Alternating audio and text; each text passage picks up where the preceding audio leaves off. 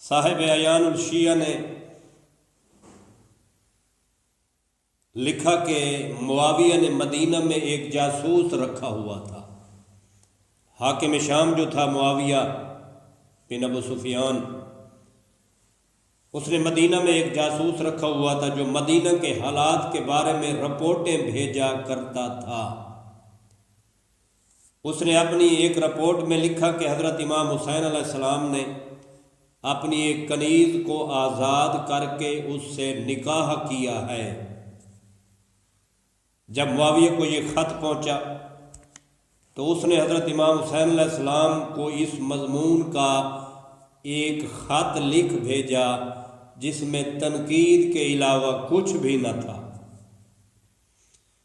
اس نے لکھا، مجھے یہ اطلاع ملی کہ آپ نے اپنی کنیز کو آزاد کر کے اس کے ساتھ نکاح کیا ہے، بجائے اس کے کہ اپنے ہم کفو قریش کے کسی بڑے قبیلے سے شادی کرتے۔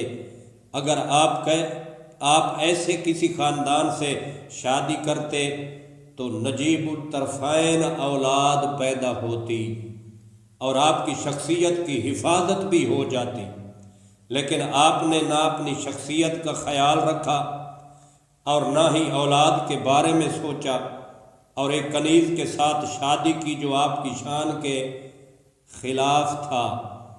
صاحب کتاب لکھتے ہیں، جب آپ کو یہ خط ملا تو اس کے جواب میں مولا نے یوں لکھا، کنیز کے ساتھ میری شادی کے بارے میں تمہارا تنقیدی خط ملا۔ مولا نے فرمایا، تیرا تنقیدی خط ملا، میری ایک کنیز تھی جسے ثوابے۔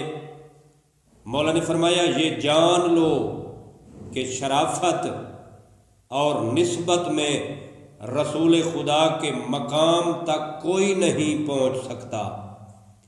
میری ایک کنیز تھی جسے ثواب الہی کے حصول کے لیے آزاد کیا، اور پھر پیغمبر اکرم صلی اللہ علیہ وآلہ وسلم کی سنت کے مطابق اس کے ساتھ شادی کی۔ اور یہ بھی جان لو کہ اسلام نے جاہلیت کی خرافات کو ختم کر دیا۔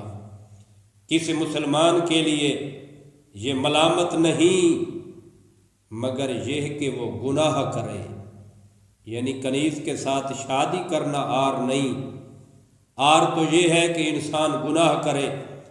ملامت تو ایسے شخص کی جانی چاہیے جو زمانہ جاہلیت کی اقدار کو زندہ کرے۔ یعنی مولا نے اس کے جواب میں منہ توڑ جواب دیا اور فرمایا، جی ملامت تو ایسے شخص کی جانی چاہیے جو زمانہ جاہلیت کی اقدار کو زندہ کرے۔ یعنی مولا نے واضح کر دیا کہ تو زمانہ جاہلیت کی اقدار کو زندہ کرنا چاہتا ہے، ملامت تو تیرے لیے ہے، میرے لیے کوئی ملامت نہیں کہ میں نے ایک کنیز کو آزاد کر کے اس سے نکاح کر کے اس کو عزت عطا کی۔